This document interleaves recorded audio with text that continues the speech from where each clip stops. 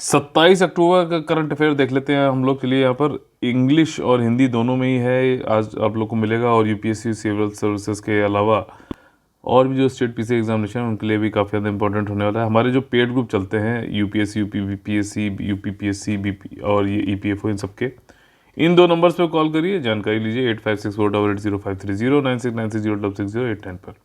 हमारे social media के handles जो हैं टेलीग्राम पर, इंस्टाग्राम पे, सब जगह आप सर्च करिए, ये मिलेंगे सारे नोटिफिकेशन। पेड पीडीएफ्स की पिक्स आपको फ्री में मिल जाएगी। आज से जो हमारे टॉपिक जो प्रीलिम्स और मेंस में आ सकते हैं वो ये वाले हैं। Amended technology upgradation fund, technology upgrade करनी है, अमेंड कुछ किया गया है, उसके लिए एक कोष है, गुल्लक है, फंड बनाया गया है। किससे संबंधित है? अगर ये ए टफ सीधे पूछा है तो ये टेक्सटाइल से संबंधित है। ठीक, डायरेक्टली भी क्वेश्चन पूछ सकते हैं। उइगर मुस्लिम्स के लिए घोषणा पत्र एक निकाला गया है। उइगर मुस्लिम्स कहाँ पे हैं? कमेंट करके तुरंत बताइए, आगे देखेंगे हम लोग डिटेल में। जेनेटिकली मॉडिफाइड क्रॉप से संबंधित कुछ न्यूज़ आई है। इंडिया का नाम थोड़ा सा खराब हुआ है, देखेंगे क्या चीज़ है। डीएपी की कमी हो गई है, डाई अमोनियम फॉस्फेट।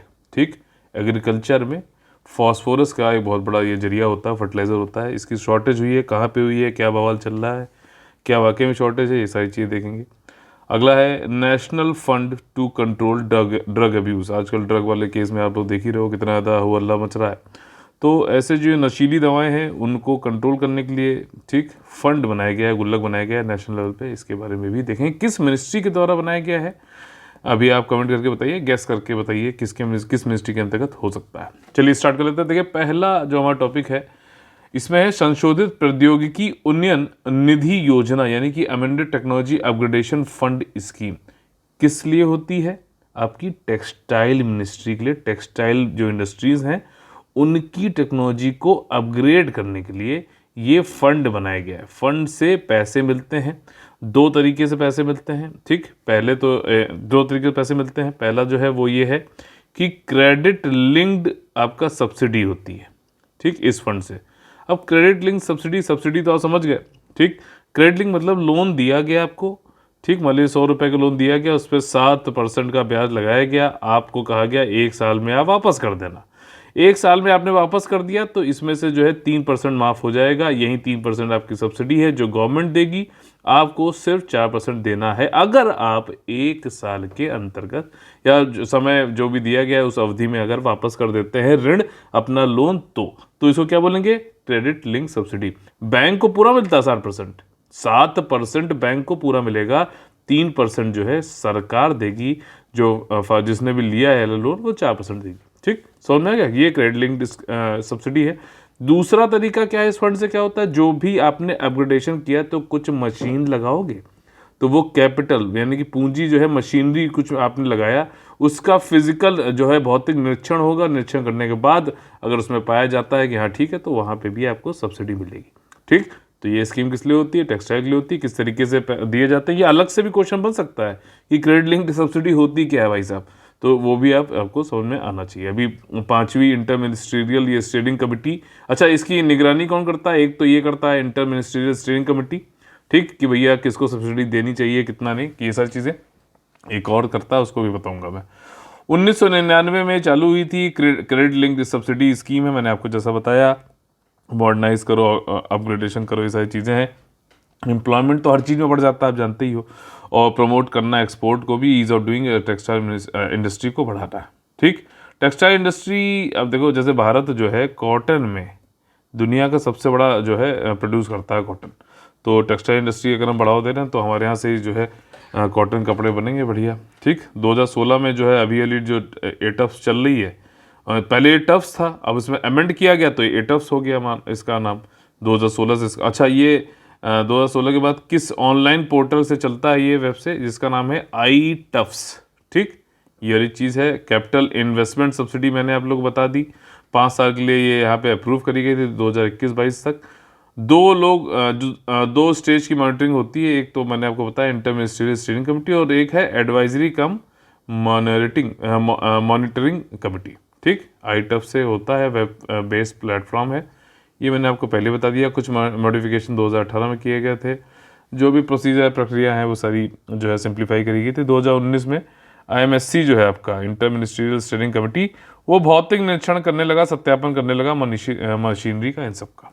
ठीक, समझ में आ गया। अब क्वेश्चन आएगा ए टर्फ से किससे संबंधित है, टेक्सटाइल से। क्रेडिट लिंक सब्सिडी क्या होता है, समझ में आ गया। ठीक, ये वाली चीज़ है।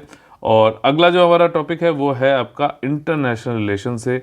यहाँ पर चाइना का एक हिस्सा है, चाइना का अगर मैं एक रफ डायग्राम बनाऊँ ऐसे, तो जो नॉर्थ वेस्ट, जो उत्तर पश्चिमी जो हिस्सा है उइगर, और सबसे बड़ा ये वहाँ का प्रोविंस भी है चाइना का, वो है जिंगजियांग। ठीक, जिंगजियांग है। यहाँ पे एक सेंट्रल एशियन कंट्रीज़ हैं, अगर मैं इसको यहाँ पे गायब कर दूँ, यहाँ पे सेंट्रल एशियन कंट्रीज़ हैं, उसमें तुर्कमेनिस्तान भी है। तो यहाँ पे एक एथनिक जो है कम्युनिटी रहती है जिसका नाम है उइगर। उइगर जो है मेनली मुस्लिम्स होते हैं, मेनली बोल रहा हूँ मैं, और इनकी अपनी एक लैंग्वेज होती है जो कि टर्की या सेंट्रल एशियन से जो है मिलती जुलती होती है, और इनकी जो एथनिक पहचान है वो भी जो है टर्किश लोगों से, सेंट्रल एशियन कंट्रीज़ वालों से थोड़ी सी मिलती जुलती, सिमिलर है। ठीक, और ये यहाँ पर क्या है कि यहाँ पे एक ETIM नाम से जो एक संगठन बना था, जो कि थोड़ी बहुत अब क्या है कि चाइना का ये ऑटोनोमस रीजन है, जैसे कि तिब्बत ऑटोनोमस रीजन है, मतलब उनको स्वायत्तता है, अपना स्वशासन करने के लिए कुछ कुछ स्वायत्तता है। आपको मालूम है ये सब बिल्कुल फेक है। चाइना पूरा कंट्रोल उनके ऊपर करता है, कोई कहने के लिए ऑटोनोमस है बिल्कुल पेपर पे, और वास्तविकता में कोई भी ऑटोनोमी है नहीं। तो इन लोग का काफ़ी जो है चाइना शोषण करता आया है उइगर मुस्लिम्स का। ठीक, इनको जो है दबाता रहा है, इनको जो है मारता रहा है, यहाँ तक कि अभी जो ये डिक्लेरेशन आया, ये कई सारी कंट्रीज़ ने, कितनी 43 कंट्रीज़ ने एक जो है डिक्लेरेशन दिया है कि उइगर मुस्लिम्स के खिलाफ जो चाइना कर रहा है, बर्ताव कर रहा है, बर्बरता कर रहा है, ह्यूमन राइट्स का वॉयलेशन कर रहा है, एथनिक क्लीजिंग मतलब पूरी जात को ही मिटाने की कोशिश कर रहा है, इसके खिलाफ इन्होंने डिक्लेरेशन दिया है और कहा है कि चाइना को जो है इसको नहीं करना चाहिए, और जो स्थिति ग्राउंड पे है उसके लिए कुछ ऑब्जर्वर्स UN से भी जाएं, वहाँ पे जो है निरीक्षण करें, औचक निरीक्षण करके बिल्कुल जो है इम्पार्शियल निरीक्षण करें, ये होना चाहिए। ठीक, और इन्होंने ये भी कहा है कि यहाँ पे कई सारे जो है ऐसे कैंप चल रहे हैं जिसमें लाखों लोग उइगर मुस्लिम्स को जो है चाइना वालों ने भर रखा है, जहाँ पे उनको पॉलिटिकल वो आइडियोलॉजी भर रहे हैं, मतलब कि विचारधारा ऐसी भर रहे हैं जो कि चाइना के प्रो है, चाइना के फेवर में है। ठीक, ये ऐसा कर रहे हैं। हालांकि अब चाइना का पक्ष सुन लेते हैं। चाइना ने कहा, चाइना ने तो देखो क्या करेगा, डिनाई कर देगा। चाइना ने कहा देखिए ऐसा कुछ भी नहीं, फालतू की बातें हैं, सब चाइना को जो है बदनाम करने की साजिश चल रही है। ये सब जो कैंप वैम्प लगे हुए हैं, ये हम लोग एक तरीके का व्यावसायिक प्रशिक्षण दे रहे हैं, यहाँ पर आपका वो जो है वोकेशनल ट्रेनिंग दे रहे हैं, जिसके जरिए ये लोग जो है उग्रवाद से अलग हो सकें और ज़्यादा जो है कुछ कमाने धमाने में लगे, ताकि जो है इधर उधर की उग्रवादी वाली संगठनों से मिलना, उग्रवादी वाली हरकतें ना करें। ये वो वाले कैंप हैं, ना कि हम उनकी पॉलिटिकल आइडियोलॉजी वो सब चेंज कर रहे हैं और प्रो बना रहे हैं। ठीक, तो चाइना ने सिंपल सी बात कह दी, और ये डिक्लेरेशन जो है मेनली इसको किसने पुट किया है, USA ने। तो और ज़्यादा ये हो जाता है, USA ऑलरेडी आपको मालूम है चाइना को नहीं बढ़ते हुए देख सकता है, USA अपना अकेले ही गुंडाई दुनिया में करना चाहता है। ठीक, तो ये सारी चीज़ें थी यहाँ पर और देखिए अब लाइन बाई लाइन में आपको थोड़ा बहुत दिखा देता हूँ। राइट्स के, ह्यूमन राइट्स के वॉयलेशन हुए हैं, एथनिक क्लीजनिंग हो रही है, इसी के खिलाफ लाया गया, ऑब्जर्वर वहाँ जाए, पॉलिटिकल री एजुकेशन कैंप लग रहे हैं उइगर ऑटोनोमस रीजन में। चाइना का रिस्पॉन्स वही है कि वोकेशनल ट्रेनिंग है। ये देखिए यहाँ पे हम लोग मैप में देख लेते हैं, ये है वो रीजन, और ये सबसे बड़ा जो है प्रोविंस है चाइना का। ठीक, सबसे बड़ा प्रोविंस है, और ये एक तरीके का गेटवे भी है सेंट्रल एशिया में। तो चाइना यहाँ पे अपना कंट्रोल किसी तरीके से जाने नहीं देना चाहता। और आप लोगों को कल मैंने पढ़ाया भी था कि ये जो है CPEC यहाँ से जा रही है ना, ये चाइना पाकिस्तान इकोनॉमिक कॉरिडोर, वो भी यहीं से जा रही है।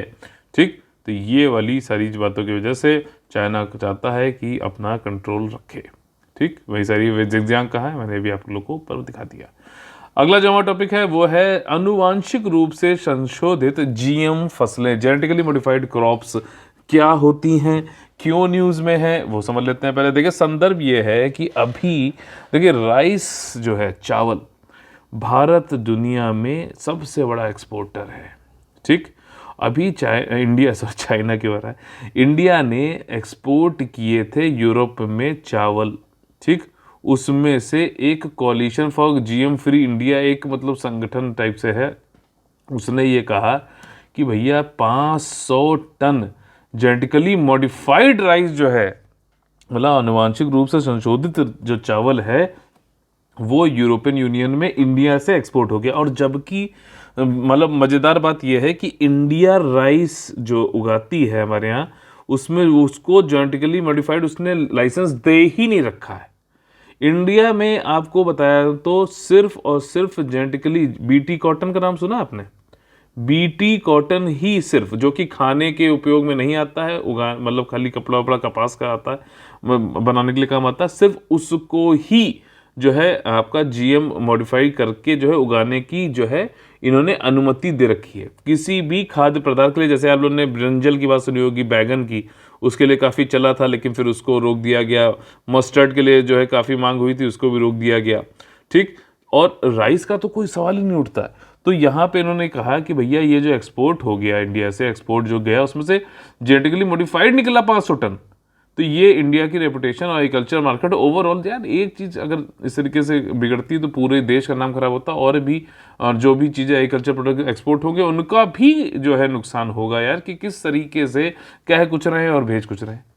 ठीक, तो ये चीज़, और जेनेटिकली मॉडिफाइड इंडिया में भी इसीलिए मना किया गया है कि उसके क्या प्रभाव हो सकते हैं खाने के बाद इंसान पर, वो ठीक ढंग से हम नहीं बता सकते, इसलिए मना था। तो हम बाहर एक्सपोर्ट, और जो लोग खा रहे हैं वो भी फिर क्यों इंपोर्ट करेंगे? तो ये सारी चीज़ें हैं। लेकिन फिर वही चीज़ बात है, कॉमर्स मिनिस्ट्री ने इसको मना किया है, और उन्होंने कहा देखिए हमारे यहाँ कमर्शियली इंडिया में ये होते नहीं है, तो हम एक्सपोर्ट ही क्यों करेंगे।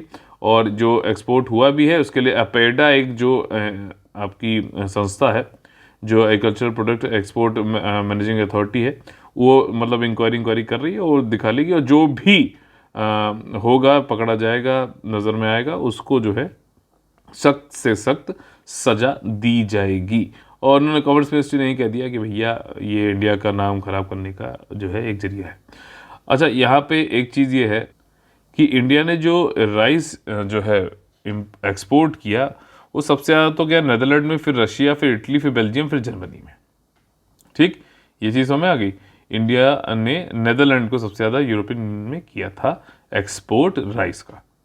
ठीक, अपेडा इस पे जो है agriculture and processed food production export development authority जो है इसकी जो है जांच कर रही है पूरी, और कोई भी टेक्निकल जांच भी होगी, और साइंटिफिक वैज्ञानिक इंस्टीट्यूशन जो है इसका जो भी अप्रूवल में भी काम देता है कि कौन सी जो है क्रॉप जेनेटिकली मॉडिफाइड हो कि नहीं होगी, जिसका नाम है जेनेटिक इंजीनियरिंग अप्रेजल कमेटी। अब आपको देखो, आपने ऐसे पढ़ा और आप आगे निकल गए, और मैं आपको बताऊं यूपीएससी ने ये क्वेश्चन अलग से पूछा था कि बताइए इंडिया में जेनेटिकली मॉडिफाइड जो है उसको अप्रूव करने के लिए कौन सी कमेटी होती है। तो उसमें जो है ये एक दिया गया था नाम, जिसको आपको टिक करना था, जेनेटिक इंजीनियरिंग अप्रेजल कमेटी। तो बीच से ऐसे ही बन जाते हैं क्वेश्चन। ध्यान से सुनिए, मैं बताता हूँ, उन चीज़ों पे ध्यान भी आपको दिलाता हूँ, लेकिन आप अगर उसको पढ़कर और फिर बाद में रिवाइज नहीं कर रहे हैं तो फिर देखिए, फिर आपको बाद में पछतावा होगा। ठीक, तो ये वाली चीज़ है, प्लीज़ बात मान लीजिए, आपके भले के लिए कह रहा हूँ। इंडिया जो है दुनिया का टॉप राइस एक्सपोर्टर है। 18 मिलियन टन ग्रेन हमने जो है सेल किए थे, जिसमें से क्वार्टर जो है बासमती राइस था। अच्छा, 18 मिलियन टन का अगर ग्रेन का जो है क्वार्टर, यानी कि 1/4 प्रीमियम कितना होगा? सीसैट का सिंपल सा क्वेश्चन है, जरूर बताइए। ठीक, फसलों का आनुवंशिक संशोधन क्या होता है? देखिए ऐसा है कि पूरा जो भी हमारी कैरेक्टरिस्टिक, जो भी हमारा जो भी चीज़ें होती हैं ऑर्गेनिक या फिर किसी भी ऑर्गेनिज्म की जो भी कैरेक्टरिस्टिक्स होती हैं, ठीक, वो सब कुछ हमारे जेनेटिकल स्ट्रक्चर पे डिपेंड करती है। जो डीएनए आप लोगों ने देखा होगा ऐसे करके, ठीक, तो उसमें मान लीजिए हमें किसी जो है डिजीज़ से बचाना है, या फिर हमें कोई ऐसा प्रोटीन अपने अंदर जो है बनाना है जो कि हमें कुछ और मदद करे, तो उसके लिए क्या है, जो हमारा ये डीएनए का स्ट्रक्चर है, इसमें हम मान लीजिए यहाँ से उन्होंने वो निकाल के कुछ स्ट्रक्चर में चेंज कर दिया। ठीक, डीएनए का हमारे स्ट्रक्चर में कुछ चेंज कर दिया, नया कोई जीन डाल दिया। ठीक, किसी पर्टिकुलर स्पेसिफिक चीज़ को बनाने के लिए, या प्रोटीन को, या फिर किसी डिजीज से बचाने के लिए, तो इसको हम कहेंगे जेनेटिक मॉडिफिकेशन, यानी कि आनुवंशिक संशोधन। समझ में आएगी? सिंपल भाषा में है। अभी कॉटन का बताऊंगा क्या किया गया था उसमें। तो यहाँ पर प्लांट टिश्यू हो, एनिमल टिश्यू हो, सब में डीएनए होता है जो भी लिविंग है, तो उसमें ऐसे चेंज करके आप कर सकते हैं। और फिर उसके बाद जो है, जो पेड़, जैसे यहाँ पे पेड़ जो उगाया गया, फिर उसके पेड़ में मान लीजिए संशोधन किया गया था, फिर जो उसकी सीड्स जो बनेंगी, उस सीड से जो है आगे वाली सारी जो चेंजेस किए गए थे, वो सीड्स के जरिए जो पेड़ उगेगा उसमें भी वही सारे लक्षण आ जाएंगे। जो भी हमारे कैरेक्टरिस्टिक लक्षण होते हैं वो सारे हमारे जेनेटिक मेकअप से तैयार होते हैं। एनिमल हो चाहे प्लांट हो, सभी में डीएनए में होता है। ठीक, और प्लांट के स्ट्रक्चर में देखिए ये सारी चीज़ यहाँ पे बताई कि जीएम क्रॉप्स इंडिया में कौन कौन सी हैं भैया। जेनेटिकली जीन कुछ आर्टिफिशियली इंसर्ट की जाती है इंसानों द्वारा और डिज़ायर्ड प्रॉपर्टीज़ लाने के लिए, और ये ज़्यादातर क्रॉप्स में जो किया गया इंडिया में वो पेस्ट रेजिस्टेंट बनाने के लिए, किसी कीड़े वेड़े से बचाने के लिए। जैसे कि कॉटन की बात कर लेते हैं, जो पहला जीएम क्रॉप हमारे यहाँ जो है कमर्शियली मतलब वाणिज्यिक रूप से जो है व्यापारिक रूप से जो अप्रूव किया गया, अनुमति दी गई, वो था बीटी कॉटन। इसमें बॉलगार्ड 1 जो है एक जीन डाला गया जिससे कि पिंक बॉलवॉर्म जो डिजीज होती थी कॉटन में वो नहीं होने लगी। मॉन्सोंतो ने, ये जो एक कंपनी है यूएस की है, उसने डेवलप किया था 2002 में और फिर 2006 में ये बॉलगार्ड 2 लाया था। और इससे एक बहुत बड़ी खासियत ये है कि इससे इंडिया दुनिया का सबसे लार्जेस्ट प्रोड्यूसर बन गया कॉटन का, बीटी कॉटन की वजह से। और आज भी अगर आप देखो तो 100 किलो अगर बन रहा है तो उससे 90 किलो जो है आपका कॉटन बीटी कॉटन होता है। 90% तक जो कॉटन का एकरेज है वो इन द कंट्री वो बीटी कॉटन का ही है। तो इसीलिए तो उसमें भी चल रहा था ब्रिंजल, मस्टर्ड धीरे धीरे। लेकिन उसका क्या जो है आगे प्रभाव होगा कि जैसे हमारा स्टमक होता है तो वो एसिडिक होता है, ठीक, HCl निकलता ना, बाइल और वो सारी चीज़ें, तो उसमें जाके क्या उसका रिएक्शन होगा, क्या चीज़ नहीं होगा। तो कई सारे इसमें विवाद थे, डिबेट थे, लेकिन हमारे यहाँ अप्रूव नहीं किया गया। डाउट में क्यों कर सकते हैं यार, इट्स रिस्क नहीं लेंगे। तो इंडिया ने जो है ब्रिंजल और किसी उसको जो खाने वाले हैं उसको क्रॉप को किया ही नहीं अलाउ, तो राइस कैसे चला गया। ब्रिंजल और मस्टर्ड के लिए काफ़ी बात चली थी पहले। ठीक, अगला जो हमारा टॉपिक है वो है डीएपी की शॉर्टेज हो गई है हरियाणा में। डीएपी की शॉर्टेज हो गई हरियाणा में। कई सारे फार्मर्स पूरी लाइन लगाए हुए हैं भैया कि डीएपी मिल जाए। अब देखो डीएपी जो है ये आपका, इसका फुल फॉर्म होता है डाई अमोनियम फॉस्फेट। ठीक, अब किसी प्लांट में ज़्यादातर जो हमारे मैक्रो जो न्यूट्रिएंट्स होते हैं वो होते हैं कौन से, NPK। नाइट्रोजन आपका यूरिया से मिल जाता है। फास्फोरस जो है आपका डीएपी से मिलता है, जो कि प्लांट का न्यूट्रिएंट होता है, प्लांट के पोषण की तरह से यूज होता है। और पोटेशियम के जो है पोटेशियम को डिनोट करता है, वो अलग है। ठीक, तो फास्फोरस आपको यहाँ से मिल जाता है। और राबी जो क्रॉप्स होती है, राबी कौन सा, सर्दियों वाली जो क्रॉप्स होती हैं, जैसे कि आपकी वीट हो गई, गेहूं हो गई, मस्टर्ड हो गई, इसमें जो है आपका फास्फोरस डीएपी का ज़्यादा किया जाता है। इसमें डीएपी में ऐसा नहीं कि सिर्फ फास्फोरस ही है, नाइट्रोजन भी होता है। और ये अभी अगर ना मिल पाए तो जो है प्लांट अच्छे से उगेगा नहीं, उगेंगे तो फसल अच्छी होगी नहीं, फसल अच्छी होगी नहीं तो जो है फार्मर्स की इनकम गिरेगी। और इसी वजह से हो हल्ला मच रहा है कि हम इसको अभी, क्योंकि जब हम उसको उपज हम बना रहे हैं, कल्टीवेशन कर रहे हैं, तभी तो चाहिए होगी यार हमें। ठीक, बाद में करके क्या करेंगे, तो अभी मुहैया करानी चाहिए। तो ये अभी नहीं हो पा रही, इसलिए जो है ब्लॉक किया जा रहा है। मस्टर्ड क्रॉप के लिए दिक्कत हो रही है। ठीक, अच्छा ये दिक्कत क्यों आई है भैया, ये क्यों मुहैया नहीं हो पा रही है डीएपी। मेन बात है कि इंपोर्ट हुआ है कम। इंपोर्ट हुआ है कम क्यों, क्योंकि प्राइस गए हैं बढ़, प्राइस जो है ग्लोबल लेवल पे बढ़ गए हैं, इसलिए इंपोर्ट हुआ है कम। तो हमारे यहाँ जो है ये जो मतलब उपलब्धि होनी चाहिए, जो उपलब्ध होना चाहिए था डीएपी, वो शॉर्टेज हो गया। अच्छा, इंपोर्ट ही पे क्या हम लोग पूरी तरीके से निर्भर है? बिल्कुल। देखिए पहले क्या हुआ, सेंट्रल गवर्नमेंट ने जो कुछ 5-6 प्लांट थे फर्टिलाइजर के जहाँ डीएपी बनती थी, उनको कर दिया था बंद। ठीक, ये अभी नहीं, दशकों पहले ये बंद कर दिया गया था। और ये इसलिए बंद किया गया था क्योंकि जो प्रोड्यूस हम कर रहे थे डीएपी भारत में, वो जो है काफ़ी महंगी पड़ रही थी। मान लीजिए 100 रुपये पड़ रही थी और हम इंपोर्ट उसको 60 रुपये में कर ले रहे थे। तो हमने ये वाले प्लांट्स बंद कर दिए कि हम इंपोर्ट जब सस्ते में कर सकते हैं तो हम यहाँ पे क्या करें, क्यों करें, जो है 100 रुपये में क्यों बनाएं, वो महंगा पड़ रहा था किसानों को। ठीक, इसलिए हम इंपोर्ट पे ही आधारित हैं, डिपेंडेंट हैं, और इंपोर्ट इससे महंगा हो गया है तो इंपोर्ट ज़्यादा आ नहीं पाया। हालांकि यहाँ पर जो हमारे मिनिस्टर साहब की तरफ से जो आया है बयान, उसमें उन्होंने कहा है कि देखिए ऐसा कुछ नहीं है, ये खाली जो है यहाँ पे र्यूमर्स फैला दी गई है, पूरा स्टॉक है, पूरा स्टॉक है, कोई पर्याप्त स्टॉक है, कोई टेंशन नहीं है। हमने पिछले साल मान लीजिए 1 लाख टन जो है डीएपी हरियाणा दी थी, तो हमने इस बार 53,000 ज़्यादा ही दिया है। 1.2 मतलब 1.35 लाख देने की तैयारी में। क्यों परेशान हो, सब कुछ है यार। राबी सीजन में जो है पिछली बार डीएपी मान लीजिए 50,000 डीएपी उन्होंने कहा ज़्यादा, मतलब कोई भी टेंशन नहीं है, ये सब बोल बच्चन की बातें हैं, इतना इंपॉर्टेंट नहीं है। मेन चीज़ यहाँ पे है कि ये डीएपी क्यों इंपॉर्टेंट है फार्मर्स के लिए, क्योंकि ये फास्फोरस फर्टिलाइजर है, एक्सीलेंट सोर्स होता है फास्फोरस और नाइट्रोजन का। प्लांट क्या न्यूट्रिशन के लिए बहुत आसानी से घुल जाता है, घुलनशील बहुत ज़्यादा है, तो ये जो है मृदा में, सॉइल में तुरंत डिसॉल्व हो जाता है। प्लांट को तुरंत जो है रिजल्ट देता है, उसकी बढ़त एकदम से बढ़ जाती है। मतलब आप कहते हैं ना कि अरे यार बिल्कुल लहलहाने लगा खेत जो है, तो वो वाली चीज़ हो जाती है। डीएपी जो है ये एल्कलाइन पीएच भी रखता है, यानी कि एक होता है एसिडिक, दूसरा होता है ये एसिडिक हो गया अल्म वाला, और ये है अल्कलाइन यानी कि क्षारीय पीएच होता है, जो डिजॉल्व भी आसानी से हो जाता है। ठीक आपका, और ये बेसिक न्यूट्रिएंट है, यानी कि बुनियादी पोषक तत्व है आपका राबी क्रॉप्स के लिए, जैसे कि मस्टर्ड और वीट। ठीक, 45 किलो का बैग लगता है, ये किसानों ने बताया है 1 एकड़ जमीन में। ठीक, और अगर ये नहीं मिले तो काफ़ी एडवर्स हो जाता है क्रॉप्स को पैदा करना, ठीक क्वांटिटी यील्ड नहीं, प्रोडक्शन नहीं हो पाता है, और इसीलिए जो है फर्टिलाइज़र ना मिलने पर कृषक जो है वो हो रहे हैं, थोड़े से इम्पेशेंट हो रहे हैं। इसके गैर कृषि उपयोग भी हैं डीएपी के। ठीक, डीएपी एक तो फर्टिलाइजर के रूप में उपयोग होता है, ये तो आपने सुना।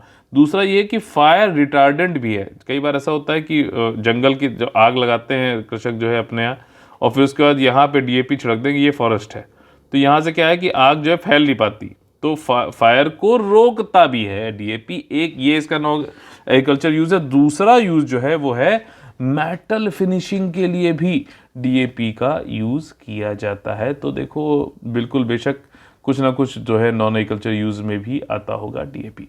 ठीक, तो ये चीज़ है। अगला जो हमारा टॉपिक है वो है कि नशीली दवाओं के सेवन पर नियंत्रण हेतु राष्ट्रीय कोष, एक ऐसा गुल्लक नया फंड बनाया गया है जिससे कि ड्रग अब्यूज जो नशेड़ी हैं इनको जो है ना कि सिर्फ इनको पुलिसिंग करके पकड़ के और इनको जो है ये इधर उधर जो है उनसे टीआरपी बटोरी जाए, बल्कि हमें डी एडिक्शन प्रोग्राम भी चलाएं, यानी कि नशा मुक्ति कार्यक्रम भी चलाया जाए, ताकि एक बार जब पकड़े जाए तो उनका पुनर्वास यानी कि रिहैबिलिटेशन हो सके।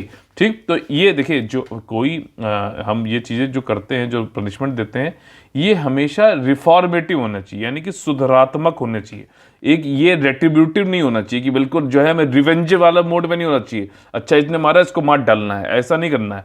वो जो है ये हमारे यहाँ नहीं होता, तालिबान में होता है वो। हमारे यहाँ जो है वैसे तो ये है कि रिफॉर्मेशन होना चाहिए, उसको सुधार होना चाहिए और फिर सोसाइटी बनना चाहिए।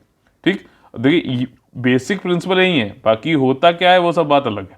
ठीक, ये हमारे इसीलिए जो है कहते हैं ना कि कैपिटल पनिशमेंट हमें नहीं रखना चाहिए, क्योंकि हम जो पनिशमेंट दे रहे हैं वो रिफॉर्मेटिव है। डेमोक्रेटिक देश है, रिफॉर्मेटिव होना चाहिए, ना कि रेट्रिब्यूटिव। इसमें कई लोग जो है इस पर अलग अपनी राय रख सकते हैं, मैं सिर्फ वो बता रहा हूँ जिस प्रिंसिपल्स पे ये हमारे लॉज और ये सारे बने हैं। ठीक, और यही आपको लिखना भी है, ज़्यादा वहाँ पे उग्रवादी बनने की जरूरत नहीं है। ठीक, नहीं तो नंबर तुरंत काट दिए जाएंगे जो है ये चीज़ है। तो यहाँ पर देखिए उन्होंने यही कहा डी एडिक्शन प्रोग्राम चलाएंगे, आपका नशा मुक्ति कार्यक्रम चलाए जाएंगे इस फंड के द्वारा। इस फंड को बनाया गया है किस प्रावधान के अंतर्गत? जो हमारा एक्ट है एनडीपीएस एक्ट, यानी कि narcotics drugs psychotropic substance act 1985। Year भी याद रखिए, कई बार पूछता है स्टेट पीसी एग्जामिनेशन में। 23 करोड़ का होगा ये, और इसमें सेंट्रल गवर्नमेंट जो है एक्सपेंडिचर जो भी होगा, इससे जो भी जो आपकी नशीली दवाओं का कोई तस्करी कर रहा है उसको रोका जाएगा। ठीक, कुछ जो है कंट्रोल जो है अब्यूज़ का भी कंट्रोल किया जाएगा। नार्कोटिक ड्रग्स और ये सारी जो सब्सटेंसेस हैं, इनके लिए जो लोग नशेड़ी हो चुके हैं उनको जो है पुनर्वास किया जाएगा उनका। और ये सब कुछ जो इस एक्ट के एनडीपीएस एक्ट का सेक्शन धारा 71 है, उसका सब सेक्शन 1 में के अंतर्गत पर्पस के लिए दिया जा रहा है। फंडिंग यहाँ पे कहाँ से होगी भाई? अब ये कोष बनाया गया तो पैसा उड़ के तो आएगा नहीं। उड़ आएगा कैसे? कि जो भी प्रॉपर्टी किसी की जब्त करी जाएगी तो और उनको बेचा जाएगा, तो वहाँ से जो पैसा बनेगा इस फंड्स में जाएगा। कोई ग्रांट अगर मान लीजिए अनुदान देता है कोई पर्सनल इंस्टीट्यूशन, वो पैसा यहाँ पे आएगा। और ये फंड खुद भी कहीं पे अगर मान लीजिए निवेश करता है तो वहाँ से जो पैसा कमाएगा वो भी इसी फंड में पैसा वापस आएगा। ठीक, और नशेड़ियों को सुधरवाएगा। देखिए फंड का उपयोग जो है आपका वही नशीली पदार्थों का अवैध तस्करी को रोकेगा, नशेड़ियों का पुनर्वास किया जाएगा और नशीली दवाओं के दुरुपयोग को रोकने के लिए किया जाएगा। भारत में नशीली दवाओं के दुरुपयोग के मामले और संख्या, अगर आप एनसीआरबी का रिकॉर्ड देखें, नेशनल क्राइम रिकॉर्ड्स ब्यूरो का देखें, तो 2020 में इंडिया में करीबन 60,000 केस लॉन्च किए गए थे एनडीपीएस एक्ट के अंतर्गत। वो 2019 में आपका जो है भांग खाने वाले 3 करोड़ थे और ओपियाइड यूज़र जो है 2.3 करोड़ थे। ओपियाइड क्या होता है, कोई कमेंट करके बताएगा क्या? मैं नहीं मानूंगा कि आप ये सब करते हो, लेकिन मतलब जानकारी के तौर पे दुनिया भर में नशीली दवाओं के उपयोग की समस्या अगर देखा जाए तो पूरी दुनिया में करीबन 27.5 करोड़ लोग जो है ड्रग्स जो है खाते पीते सोते जो भी है करते हैं, और करीबन 36 मिलियन लोग जो हैं इसमें सफ़र करते हैं ड्रग यूज़ डिसऑर्डर से। ज़्यादा मतलब चीज़ ये ठीक नहीं है। और इसमें कैनबीज क्या है, भांग है ये, इसका काफ़ी उपयोग बढ़ा है। जब भी पैंडेमिक हुआ था, आपका पैंडेमिक हुआ था क्या, अभी ज़्यादा ढिलाई मत रखिएगा, कोरोना के टाइम पे तब लोगों ने भांग बहुत धड़ल्ले से उड़ाई थी। ठीक, तो ये बताया गया। और नॉन मेडिकल यूज़ भी फार्मास्यूटिकल ड्रग्स का हुआ। जैसे मैं आपको बताता हूँ, कई लोग जैसे दारू की दुकानें बंद थी तो क्या था कि जो है कप सिरप ही जो है उड़ेल रहे थे अपने मुंह में। तो मतलब बस क्योंकि कप सिरप में अल्कोहल बहुत होता है ना, तो उसकी वजह से तो फार्मास्यूटिकल ड्रग्स का नॉन मेडिकल यूज़ भी काफ़ी सब कुछ हुआ, और ये सारी चीज़ें हैं। और लेटेस्ट ग्लोबल एस्टिमेट अगर देखा है तो 5.5% जो पॉपुलेशन है बिटवीन 15 से 64 साल के बीच में, उसने ड्रग्स ली थी कम से कम एक बार पिछले 1 साल में। ठीक, ये जो नेशनल फंड है इसमें कई सारी चीज़ें देखिए, यहाँ पे उगता हुआ सूरज दिखाएगा नशेड़ियों को, ना कि डूबता हुआ। क्या होगा कि भैया जो अवैध तस्करी है इसको रोका जाएगा, कंट्रोल अब्यूज़ को रोका जाएगा, रिहेबिलिटेशन किया जाएगा, पुनर्वास किया जाएगा, ड्रग अब्यूज़ को रोका जाएगा, एजुकेट किया जाएगा पर्सन्स को कि भैया मत करो, जो है ये प्रसाद नहीं है बाबा जी का। और जो है सप्लाइंग ड्रग्स टू एडिक्ट जो ऑन मेडिसिनल नेसेसिटी, अब ड्रग्स दिया जाएगा एडिक्ट को मेडिसिनल नेसेसिटी के लिए, कुछ कुछ धीरे धीरे कम करते हैं ना, एकदम ही कर दो तो मर जाएगा। गवर्निंग बॉडी जो है बनाई जाएगी, तो जो कि मनी भी दी जाएगी, दिया कितना क्या देना जाना है फंड से वो ये डिसाइड करेगा। तो इसी के साथ में हम लोग आगे अपने अगले सेक्शन में, जिसमें MCQ किस तरीके से हमें सॉल्व करना चाहिए उस पर हम लोग का फोकस रहता है। ठीक, देखिए इंटरनेशनल स्नो लेपर्ड डे, अंतर्राष्ट्रीय हिम तेंदुआ दिवस जो है किस दिन होता है? देखिए ये पहला स्टेटमेंट है कि 26 अक्टूबर को ये दिन मनाया जाता है। क्या स्टेटमेंट सही है कि गलत है बताइए? और ये इसलिए मनाया जाता है क्योंकि इस दिन, ठीक, जो भी डेट है उस दिन बिश्केक जो है आपका, बिश्केक बताइए किस कंट्री की कैपिटल है? बिश्केक डिक्लेरेशन 12 कंट्रियों के द्वारा किया गया था, जिससे कि जरिए जो है आपका संरक्षण करना था हिम तेंदुए का, और ये 2014 से मनाया जा रहा है। तो क्या ये स्टेटमेंट तीनों ही सही है या फिर कोई गलत है? देखिए यहाँ पे पहला स्टेटमेंट गलत है। 23 अक्टूबर को actually international snow leopard day होता है, और वो 12 कंट्री कौन सी जिन्होंने बिश्केक डिक्लेरेशन और जहाँ पे हिम तेंदुआ पाया जाता है वो कंट्रीज हैं ये। बिश्केक किस कंट्री की कैपिटल है? प्लीज़ कमेंट में जरूर लिख के बताइए। India, Nepal, Bhutan, China, Mongolia, Russia, Pakistan, Afghanistan, Kyrgyzstan, Kazakhstan, Tajikistan, Uzbekistan, ये वो 12 कंट्रीज़ हैं जिनमें जो है हिम तेंदुआ पाया जाता है। और उन्हीं 12 कंट्रीज़ ने बिश्केक डिक्लेरेशन भी जो है साइन किया था। बिश्केक डिक्लेरेशन किससे संबंधित है? हिम तेंदुआ संबंधित है। इस तरीके से याद किया करिए। ठीक, अगला जो एक क्वेश्चन है काफ़ी ज़्यादा इंपॉर्टेंट है, इन्वायरमेंट संबंधित है, जरूर आ सकते हैं इस तरीके क्वेश्चन। जियो ओरिसा माउमेंसिस, जियो ओरिसा माउमेंसिस, ये एक तरीके का स्पीशीज है। इससे संबंधित कौन से कथन सही है आप लोगों को बताना है। अभी हाल फिलहाल में शोधकर्ताओं ने मेघालय में माउसाई गुफा जो है, ठीक, उसी के नाम से पढ़ा हुआ, देखिए माउसमाई जो माउसमाई केव है, वहां से एक सूक्ष्म स्नेल स्पीशीज को खोज निकाला है, डिस्कवर कर लिया है मेघालय के। ठीक, तो माउसमाई के कहाँ के है? मेघालय में है। यहाँ से माइक्रो स्नेल स्पीशीज ढूंढी गई है क्या, जिसका नाम जियोरिसा। तो पहला स्टेटमेंट बताइए सही है गलत है। अगला स्टेटमेंट है कि ये स्नेल बहुत ही छोटा, 2 मिलीमीटर तक के लेंथ का भी हो सकता है, बहुत ही छोटा मतलब इतना। ठीक है, अब मेरी स्क्रीन में तो इतना दिख रहा है, आपकी स्क्रीन बड़ा हो सकता है। जियोरिसा जीनस जो होता है ये वाइडली डिस्ट्रीब्यूटेड है, और ये रिपोर्ट किया जाता है आपका, दिखता है आपका अफ्रीका, एशिया, पैसिफिक एरियाज में। तीनों ही स्टेटमेंट बिल्कुल खरा सोना है। और ये अभी यहाँ पे डिस्कवर किया गया 170 साल के बाद 1851 में। जियोरिसा सरिता एक मेंबर जो इसी सेम जेनस की है वो फाइंड करी गई थी, और उसको कलेक्ट किया गया था इसी मौसमाई या फिर मौसमाई वैली से, जो कि चेरापूंजी के पास में है। ठीक, अभी तक जो है 5 स्नेल की प्रजातियां यहाँ पर पाई गई हैं इस मौसमाई इस जो है आपके केव से, जो कि मेघालय में है। अब देखिए यहाँ पे क्या क्या चीज़ें याद करने वाली हैं, वो चीज़ें मैं जो आपको हमेशा बताता हूँ। देखिए ये तो एक क्या है, घोगा है, ठीक, घोगा यहाँ पे पाया गया जो कि 1 mm 2 mm तक का भी होता है। अच्छा, जियो ओडिशा नाम है, तो यहाँ पे कभी हो सकता है क्वेश्चन में बोल दे कि मेघालय, उड़ीसा, आंध्र प्रदेश और तेलंगाना, ठीक। तो ज़्यादातर जियो ओडिशा, ओहो ओडिशा, जो पढ़े लिखे नहीं है बिल्कुल, जो नहीं पढ़ के गए होंगे वहाँ पे खाली अक्कड़ बक्कड़ बम्बे वो करने के लिए, तो वो जो है देखेंगे कि ये तो सबसे ज़्यादा उनको पढ़ा लिखा हुआ नज़र आ रहा है कि उड़ीसा में पाया जाता है, ठीक। नहीं, ये मेघालय में पाया जाता है। कहाँ पे, ये कौन सी केव में, मौसमाई केव में मेघालय की, जो कि एक लाइम स्टोन केव है, चूना पत्थर की है। और ये घोगा पाया गया है, ये ध्यान रखना, ईस्ट खासी हिल्स में पाया गया। देखिए मेघालय अगर ऐसे है तो गारो, खांसी, जैंतिया, ठीक, ऐसे ऐसे आप वेस्ट से ईस्ट चलेंगे तो इस तरीके से ये आपके हिल्स हैं। और यहाँ पे चेरापूंजी है, यहीं पे केव है और जो है जो कि लाइमस्टोन की केव है मौसमाई मेघालय में, ठीक। याद रहेगा, याद कराने की काफ़ी कोशिश करी गई है, आपको भी याद रहे तो प्लीज़, अच्छा लगा है तो लाइक का बटन तोड़िए और ज़्यादा लोगों को जोड़िए, शेयर और सब्सक्राइब करा कर। तो चलिए कल फिर से मुलाकात होगी जब भी वीडियो आएगा। आज इंटरनेट की काफ़ी कल सॉरी इंटरनेट की काफ़ी देरी हो गई थी, दिक्कत हो गई थी, इसलिए देर हो गया था। चलिए, जय जय Bharat, all the very best है, वंदे वंदे मातरम।